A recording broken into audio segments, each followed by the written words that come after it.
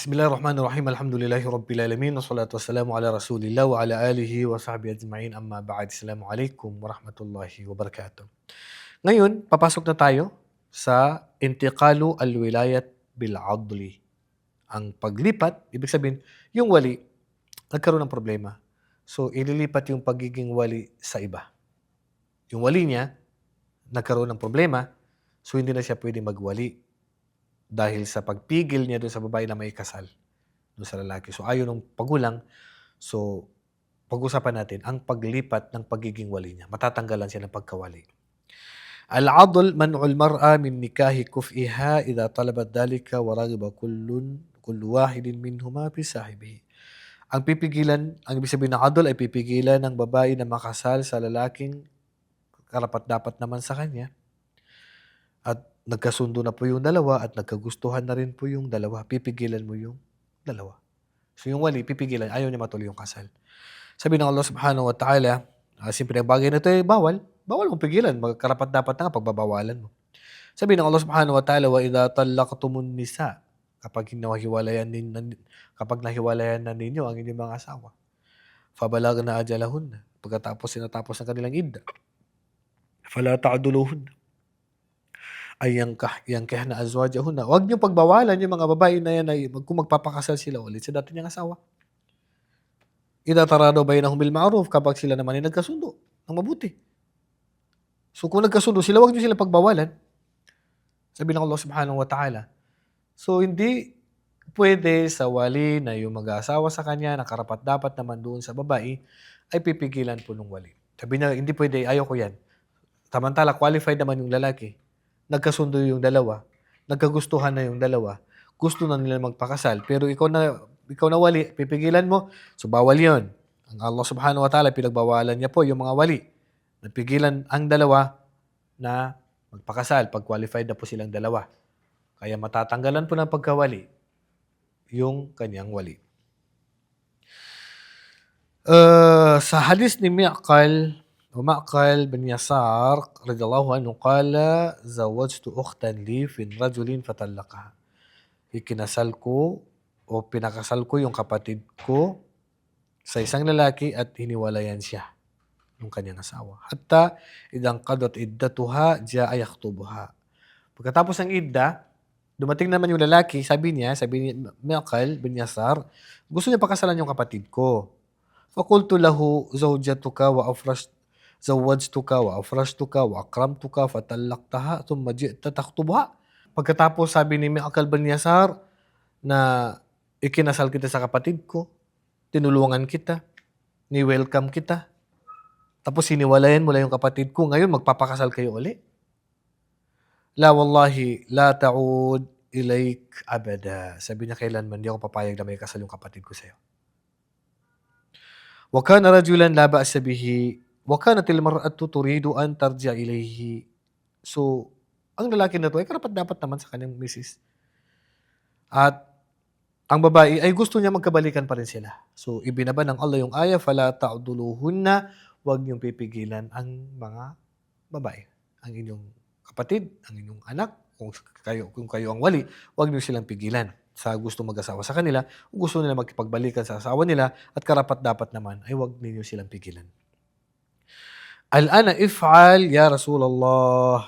Pagkatapos nung sabi niya, Rasulullah, gawin niyo na po. Kasal niyo na po yung kapatid ko. Fazawajtuha iya, at ikinasal ko na nga yung kapatid ko sa lalaki na yun na dati niyang asawa. Rawahul Bukhari. So dito sa ibang riwaya, anna Ma'qal bin Yasari kanat ukhtuhu tahta rajulin fatallaqaha. Ang kanyang kapatid, si Ma'qal, ay napakasal sa isang lalaki, pagkatapos ay hiniwalayan siya. Summa khalla anha hatta inqadat iddatuha, hanggat hiniwalayan niya, hanggat sa natapos yung idda.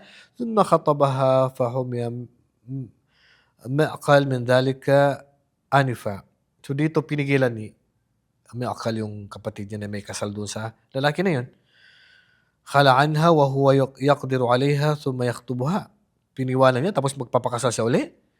Fahana bainahu wa bainaha fa anzalallah. So nagkaroon ng pagitan yung simiakal at yung lalaki at ibinaba ng Allah yung aya na to, wa idza talaqtumun nisa fa balagna ajaluhunna fala ta'dhuluhunna. Fada'ahu Rasul sallallahu alaihi wasallam faqara alaihi fataraka himyata wastaqada li amrillah.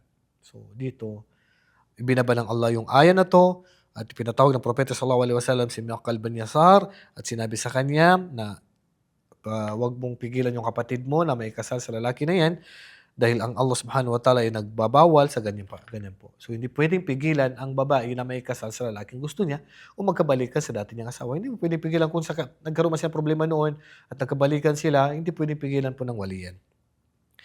Idha adula al-wali al-aqrabu al-aqrab al-mar'atu faqad ikhtalafa al-fuqaha fi dhalika ala qawlain.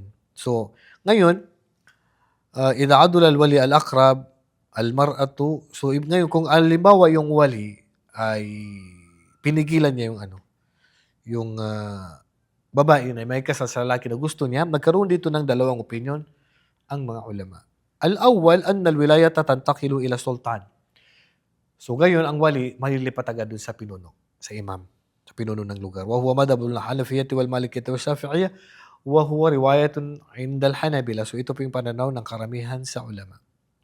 Sabi ni Aisha radhiyallahu anha, fa idha istajaru fa sultanu waliyyu man la waliya lahu. Kapag hindi sila nagkasundo, ang wali, ang sultan ang magiging wali sa sino mang walang wali. Waliyan na dalik hakun alayhim tana min adaihi faqama al-hakim maqamahu. Dahil ito ay karapatan niya, karapatan ng lalaki ito, so matatanggalan ng pagkawali yung lalaki at maililipat sa pinuno, yung pagiging wali. Okay, so yan po ang pananaw ng karamihan sa ulama, patatanggalan ng pagkawali at maililipat sa sultan.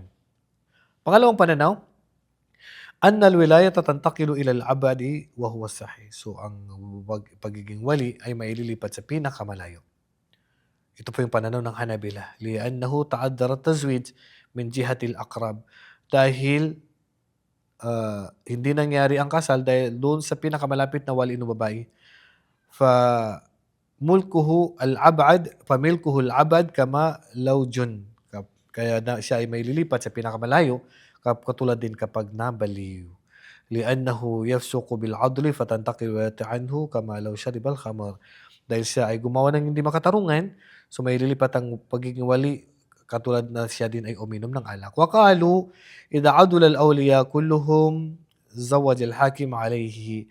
Kung ang lahat ng wali ay pinipigilan na may kasal sila, so ang hakim, ang pinuno o ang bahay ng hukom ang magkakasal doon sa lalaki.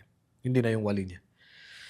Sultan waliyu man la waliya lahu, ang sultan ang pinuno po ang magiging wali na po. ولأن المسألة في من لها أكثر من ولي غير العاضل ولأن قوله بين الشجر وضمير جمع يتناول الكل.